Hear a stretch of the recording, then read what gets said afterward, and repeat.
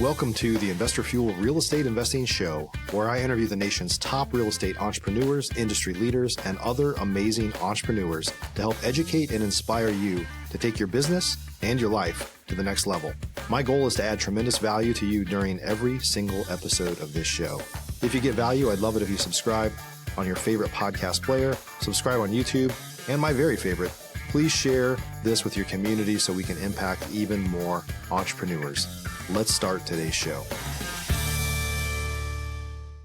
Hey everybody, welcome back to the show. Today I'm here with Mandy Konecki, and we're going to be talking about really kind of business as a journey. Like where her business is now is not where she started at. We could all say that, right? And it's just an interesting series of pivots in the road or things, opportunities that kind of, quote, fall in your lap because you were ready for them, and learn a little bit more about her as well. So Mandy, welcome to the show. Thank you so much. I'm excited to be here. Yeah, glad to have you. Thanks for flying in. I appreciate that. Absolutely. Yeah. So it's interesting because a lot of people ask, like when I think about, I've been doing this for it's like 17 years now, and you know, it's always funny when somebody asks, like, well, what do you do? And because I asked you that question, obviously, like, tell me a little bit about your business. And it's funny when people that have been in business for a while, like they pause and they're like, man, what's the short version of this story, right? It used to be easy. Oh, I'm a real estate investor. But now it's like, well, I wear a lot of hats, right? And so I think that's the evolution of an entrepreneur, quite frankly, is, you know, more stuff kind of gets bolted on. So I'm excited to talk about that because I think a lot of people get stuck, like getting started sometimes because they're trying to get to Z, and it's like, you don't have to get from A to Z, just get from A to B and see where you go next, right? Absolutely. So, yeah. Hey, before we jump in, tell us a little bit about you and your background, how you got into real estate in the first place. Sure. My background is I started out after graduating high school thinking I was not going to go to college, got my cosmetology degree, was going to take over my mom's business. A year later, didn't want to do that, moved to Florida, went to college for logistics, did that for a minute, didn't want to do that. And then I got into the corporate world, and I was selling seafood to food distributors, so around the country, corporate trainings, national programs, managing a couple $1 million worth of things. People would say that was like the dream job, which it absolutely was until I had children. I have a 5-year-old and a 7-year-old girl now. But when I had them, I was traveling all the time, which was amazing. But then your purpose kind of pivots and you want to be home more. Right. So got into more of the real estate investing, which we started that in 2017, actually when I was pregnant. So best time to do that. People always get a dog or something when they're pregnant. I just started buying houses. So we started fixing, flipping, and as of today, we have grown into also lending, have a portfolio of short-term and long-term rentals, and now navigating the residential assisted living facilities as well as acquiring active assisted living. Yeah, you sound like a real estate entrepreneur. Yeah, many feathers, and that right. won't be the end. I'm sure there's going to be a multitude of other things. Yeah, and your story is unique to you, but not unique to real estate investors that they started in one spot. And having run Investor Fuel for a long time and you really kind of be an advisor to hundreds of high-level entrepreneurs, there's a lot of stories like that it's like, it's unique, but it's like, oh, okay, then this happened, then that happened, then we learned that we don't like that, and so we moved into that, or the market shifted, so we started to do more of that. So I guess you have to be resilient to be an entrepreneur, right? Absolutely. Yeah. And it's totally relatable because opportunities come just from talking to people. Or, hey, I didn't think about that. Well, this fits into my business. I'm already doing that. It kind of a plug and play to this business right here. Might as well do more because it's dangerous to get bored. Yeah. No, so let's talk about, I want to talk about kind of the evolution of like where you've gone. I know you do a lot of creative finance stuff too, so I want to talk about that because I think those are all evolutionary things, right? Like we were doing this and then that opportunity came along, or this kind of got hard and we found an easier path to that. And so maybe start by talking, you're in Jacksonville primarily. Yes. Right. So fix and flipping in Jacksonville, like let's start with kind of the early days of that and what that looked like for you. So I actually bought my very first flip. Like I mentioned, pregnant, but I was 9 months pregnant, and my husband at the time was working out of state. He was on a contract in Colorado. Great timing. Always. Yeah. He wanted to, well, obviously we wanted him to stay in Florida. He was traveling around because the jobs were paying better to be doing corporate nationwide. So he is always naturally handy, wanted to buy a fix and flip. Someone posted on Facebook at 5 in the morning, they had this property for sale. I took a screenshot, sent it over to him, no words. He came back and said, okay. So I bought it. He came home, walked the property, jaw hit the floor, and he was like, what were you thinking when you bought this? And I was like, I was thinking you said okay, and I bought it, so here we are. Right. So we started with that, and then continued to move forward on that one. Yeah. What was the question? Well, just talking about the early days of Yes. of primarily just being a fix and flipper in Jacksonville, right? Yep. And then, so to reverse a little bit, I had already owned my house for a few years, so had some equity in there because I bought it from a foreclosure. So I took out a home equity line of credit to make this purchase. Back in the early days, we did everything ourselves. Yeah. My husband was the handyman. I was purchasing it. We used our own money. I listed the property myself. That took all the calls, etc. Did the design. It's very stressful because it's a lot of money out. It's a lot of time out. You're not bringing money in. And it was about doing one per year. Yeah. Of course, you sell it. It's the best day ever. You get this big check. You got to pay back your loan, pay back all the things, and then you make the check's not proceeds. as big, yeah. Yeah, but it's super exciting, accelerating, addicting. So we started out doing one at a time. We would take that money, snowball it into the next deal. But again, you have that lapse because you had to wait to buy the next one out until you have to sell that, etc. I started learning creative finance strategies, which is not a new strategy. It was just something new for me. Right. And OPM, 3 of my favorite letters, other people's money. Once I learned that, the scalability was unstoppable. You could do more than one deal at a time. And I was like, this is where the business is. It took me a long time to change my mindset of being able to ask other people for help and hiring other people to do the contracting because we can do that. I didn't want to hire someone for lawn service because I can mow lawn. I don't want to hire someone to do that because I can do it. But I'm only one person. Mm-hmm. And when I changed my mindset of hiring other people, I'm taking care of their family. Not only am I also scaling my business, I'm also able to provide dinner for 20, 30, 40 other people and their families and keeping them. They're good at what they do, stay in my lane, etc. Yeah. So creative finance also opened that door, being able to help sellers out of a house that they didn't have equity into, or taking over a mortgage payment with a lower interest rate. You're saving a couple $100. Maybe that property didn't cash flow. So that really opened some doors for you, Yes. right? Yeah. No so pun talk intended. about yeah. So yeah, that's right. So the other part of that is like obviously what I teach a lot is scale, like because a lot of people get into this business, they want the freedom, but they end up in being self-employed. So they might be the CEO of the company, but they also are doing their own make-readies and their own rehabs and doing everything, right? And if they go on vacation or if somebody were to get sick, God forbid, like the business is really struggling, right? And so you have to build your business up to a certain level where you can afford to hire people to buy back your time ultimately, Yeah, right? working on the business, not in the business. That's right. And it's hard to get out of being in the business. Yeah. It's hard because a lot of people,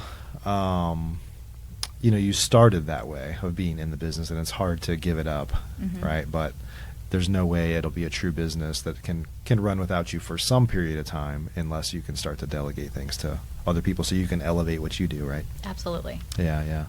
So talk about some of the creative finance techniques. I mean, I know obviously you do some sub-2 stuff, but that evolved too, right? It's like there's some easy versions or the early days and then more advanced techniques that you probably used over time. Absolutely.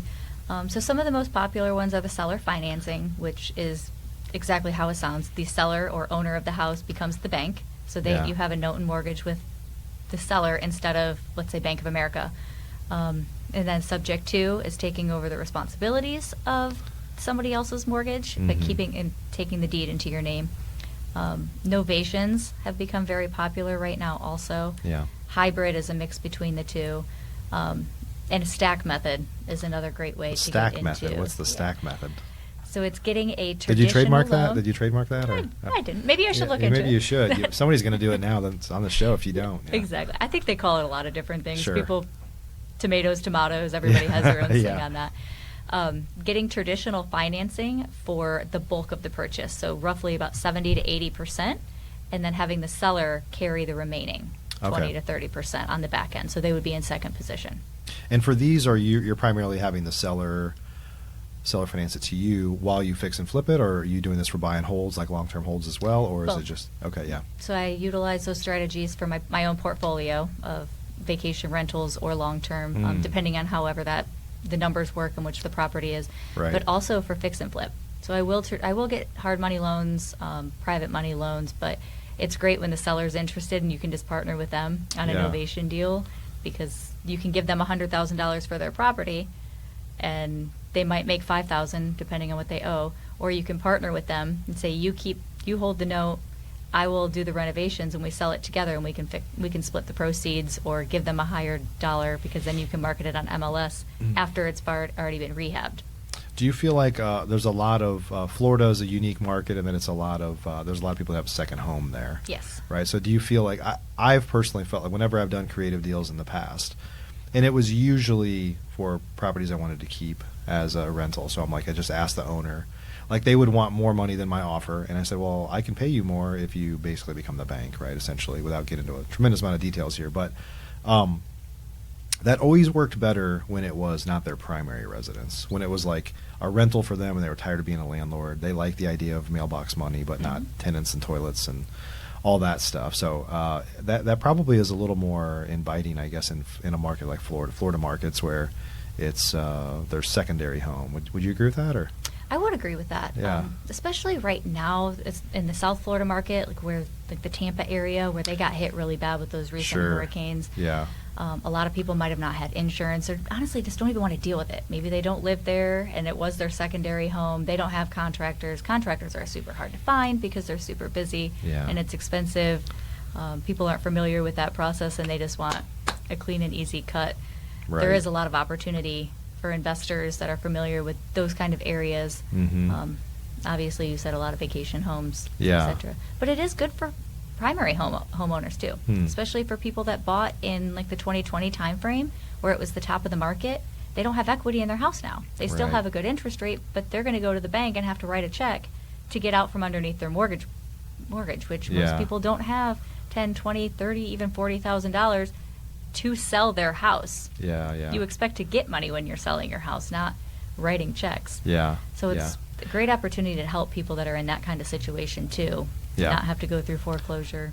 I don't know about Jacksonville, but I know Tampa has a ton of inventory piling up. Like I've seen a few people posting about just how much inventory is piling up there, which inevitably pushes prices down. And same issue. People have to get creative.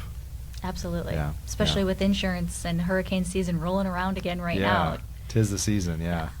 Yeah. So you kind of then moved into residential assisted living. Which I've looked at before. I have some friends that do it. It's intriguing. Before we kind of go further, like let's just talk about like your experience, because I'm guessing when you first started, you were just trying to survive. You're trying to make some money, trying to evolve your career, right? And then you get to a point to where you're like, if I look for opportunity, and if I know you're also big on community, being a part of communities, creating community, things like that.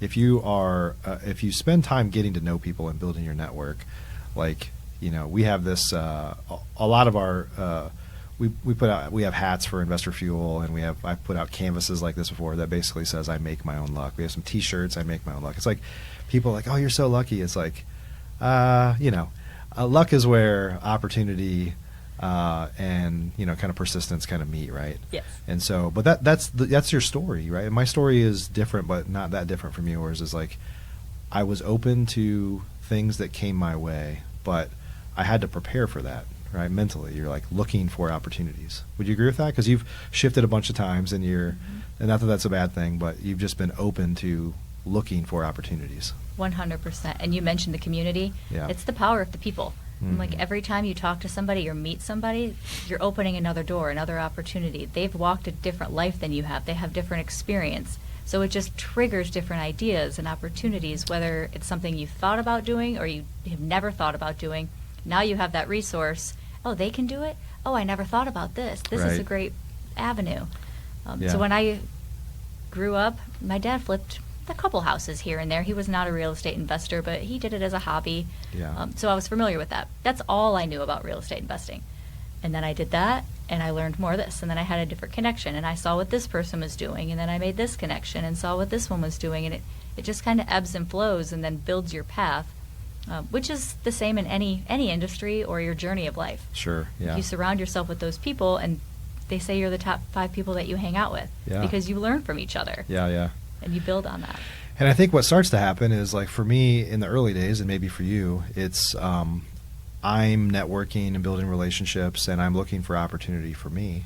And then it gets to a point to where you're like, I know what I'm good at, and I don't know. There used to be a time where I was like, well, I'm just looking for opportunity, and I'll get good at it. I'll figure it out, right? And then it gets to a point where, like, I'm not willing to do that, but I know people that are. So then my community or my networking goes from, like, serving myself more, but always collaboratively, to, like, I'm a connector. Like, I don't know anything about that, but I know the people that do, so can I connect you with them, right? And then opportunities come from that because you're serving other people, and then more opportunity tends to come your way. Yeah. The more you give, the more you get. Yeah. That's awesome. So what was the leap to jump into a residential assisted living? Like, what kind of got you there? I have a group of medical healthcare friends that have always told my husband and I to get into buying a residential or a retirement home of some sort so they could work it. Yeah. And absolutely had zero desire whatsoever. And then I met another person in my network who came to one of my creative finance workshops. And we were just talking about different opportunities and how we can work together. And she came from the medical field. She had a friend that wanted to get into residential assisted living and didn't have the connections for the real estate side, but had all the connections for the healthcare, the setup, the licensing, permitting, etc.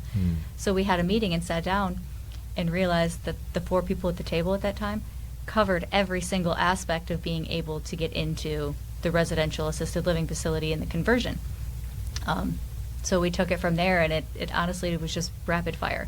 I never thought that I would ever move forward with like that, but after day 1 of the meeting, we were full force and under contract for our first one in a couple weeks. Yeah, it's fascinating. So I mentioned Gene Guarino before, and his daughter Isabel. Like, Gene passed away, but they were, I don't know, maybe pioneers in the teaching other people how to do that. And I went to one of his 3-day trainings several years back, and it's fascinating. Right, and I had the realization of I was interested primarily on the real estate side, but when I went through his 3-day program, I kind of realized, like, the real money is in the operations. Like, if you can monetize houses that wouldn't pencil well for a rental with a traditional rental, because they're bigger houses usually, right, that have a lot more square footage. But the real money is in the operations. That was my takeaway. But the thing I love about that model is that there's such a need, and it's going to continue. They've got the silver tsunami of, like, a lot of aging people, and one of the bigger realizations I had is, like, this is how I would want to go out. I would want to live in a house in a neighborhood and have people, like, help take care of me instead of being in an institutional, like, facility somewhere, which is where most people are, because they're just much bigger facilities and they're ultimately a lot cheaper too, right? Yes. Yeah. And like you said, the demand is not going away. I think I read recently that it's going to grow by 50% in the next decade, because the boomer generation is all migrating toward that, and we all know that's the biggest generation out there, which is also going to be the biggest wealth transfer, because they own the most businesses. So the next 10 years are going to be astronomically different as we go into the demand for residential housing and the transfer of the small businesses that all of those boomers own right now. Mm-hmm. So it's a great time to be into that. Yeah, let's come back to buying businesses, because I know you're doing some of that as well, and that's a popular thing these days. But talk a little bit about, like, lessons learned maybe at each stage here, because I think what I've told people before, this is my belief, is, like, because a lot of people come in and they get shiny object syndrome. They think that the grass is greener over there, so let me jump into that now. And I think if you don't have a base of something that's working well, then people are constantly, like, starting over. So there's a difference between kind of I'm bolting it on and I'm adding versus, like, I'm essentially stopping that and starting something new. It's easy to do. It's appealing for those with ADHD to, like, jump into the next thing, which a lot of us have it, and me included. But until you stabilize that business, you're just starting over in the next thing, which starts easy, always, and there's a lot of momentum because you're excited about it. But then it gets hard, and so a lot of people, when it gets hard, they're like, well, let me just do the next thing, right? And so that's not necessarily what you're doing. You're kind of putting more tools in your tool belt of people. But just talk about like your thoughts on that. Well, I wouldn't say that it's starting over. The way I look at it is you're paying tuition. So every single thing you do is part of the chapter. You learn from every single thing. Even if, let's just take fix and flipping for the first. If you do one fix and flip, you might not make the money that you thought. You're walking in there thinking, yeah, I'm going to walk away with a $50,000 check after this. And something happens and the electrical panel has to get replaced, yada, yada. It's all part of the story. You walk away and you make no proceeds. But you have all of those lessons learned, the people that you met along the way, what you would never do again, what you would do again, how you would do the next one better. So we look at it as paying tuition on that because you can't take that away. And then you can do it again and do it better. And hopefully for the next time. Or maybe you never want to do that again, but you learned you don't want to do that again and you want to get into something different. So it's building blocks on that. But it's also the power of the people. Lean on your people. If you don't know how to do this, ask somebody. Most people would love to share their journey, their stories, their never-dos, their recommendations, and their people. Like, I'll take you to this contact. I know the person that does that. They're really good. Avoid this one. That's going to cost you a lot of pain and time and this. Speak to an attorney. Make sure you're protected. Like, everybody has advice, and definitely lean on your network. Yeah. Let's talk about the networking stuff, too. Obviously, I run a mastermind. You've been in we're in a group together. We've been in some other groups together. You're in groups that I'm not a part of. There's a big difference between a free online Facebook group, right? There's communities everywhere, right? Or the local RIA club, not to knock anything here, but truthfully, when you pay to be a part of a community, especially when it's not cheap, you're paying for exclusivity. Like, you should trust the guidance you get there or the relationships you get there more than maybe free communities, right? Because I've seen people before that I just happen to know they've done one deal or zero, and they're still trying to do their first deal, yet they're giving legal advice in a free Facebook group somewhere, right? And you're like, I see that, I'm like, oh my God, like, that's terrible. But just talk about, like, you know, what being a part of higher level communities has done for you versus just general networking, I guess. I do tell people to start with the free community if they're brand new and they don't have anything. Sure, Go out and network with people. What are they doing? What masterminds are they in? Who was their mentor? Where did they learn their things? Listening to podcasts, which I'm sure people tuning in right here. Free education. And then elevate into more mentorship or paid communities, because that's where you align with the people. The people in those other masterminds or communities are there for the same reason. Everybody is personally invested in that, because you're not going to go spend $2,000, $10,000, $50,000 to be in this community and not take advantage of it. So the people in there have the same visions, the same values. They typically are working harder because they've personally invested and they want to get that return back and build the life that they're dreaming of. Yeah. And I found that people that have, like, the best knowledge to share, they really want to share it with people, but they don't waste their time on free communities. They'd rather share it in a community that they know that they're going to get listened to, I guess, right? Yes. They appreciate the exclusivity because they know they don't want to share it with the world. They don't want to be out fighting with, you know, all the haters in a Facebook group, free Facebook group or whatever. But if it's an exclusive community, it's much like a country club, right? Like, you're talking to people that appreciate what you have to share, and that's where they want to share it at. That's very true. Yeah. Because it does become your tribe. Yeah. It's your people. You can rely on them. This is my team and who we value, and we move forward together. We do deals together, and that's where magic happens. Yeah. Yeah. So talk about the evolution into looking at businesses and kind of like what you're doing now, I guess. So it all kind of goes full circle. I know it seems shiny object, which it is, because we all have it. I'm not knocking it. I'm just saying it's almost like, can you control it? It was like, once you get something, you're like, all right, what's next? All right, I can do that. I have this mastered. Now what's next?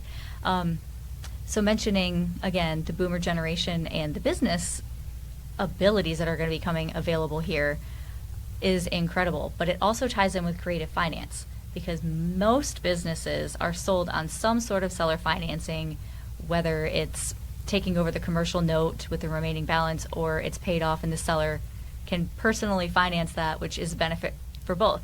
You can get into an active business that's already generating income on day one. You don't have to build it wait a year or two to start generating businesses. Startup businesses typically fail in the first couple of years.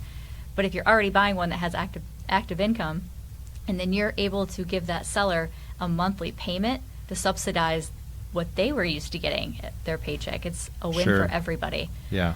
So we're personally looking at businesses that supplement our real estate portfolio, whether it's service-based property management companies, plumbing, HVAC, septic companies. We are looking at a car wash and an automotive because that just naturally came our way because we're in the industry and it made sense. They came with the real estate. As you mentioned before, the real estate isn't the vehicle that's going to be producing the income, but it does have the tax benefits Right. and the appreciation and the write-offs on that side. So it does still balance. You have the business that's bringing in the income, and then you can have the asset to offset some of that income for your tax purposes too. So Yeah. it's a good teeter-totter. Yeah. Yeah. I don't know the car wash business, but I know that it has the ability to throw off a lot of cash, which the truth is that's why a lot of us are in real estate. We want cash flow ultimately, especially, rentals and owner finance type deals and things like that. Yeah.